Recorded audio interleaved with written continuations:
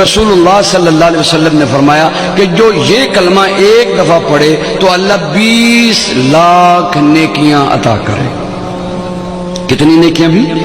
20 لاکھ نیکیاں. سبحان اللہ. یہ بہت بڑے تاجر کو بھی ایک دن کی کمائی 20 لاکھ تقریباً نہیں ہوتی ہوگی، تو وہ کوشش کے ساتھ پہنچ جائے تو پہنچ جائے. یہ 20 لاکھ، آپ کتنے خوش قسمت ہیں. یہاں 2 گھنٹے بیٹھے ہیں اور 2 گھنٹوں کی برکات یہ کہ جب آپ اٹھ کر جائیں گے تو آپ کے جنت کے بینک میں 20 لاکھ نیکیاں اللہ جمع کروا دیں گے. وہ کلمہ کیا ہے؟ سارے پڑھیں. بسم اللہ الرحمن الرحیم.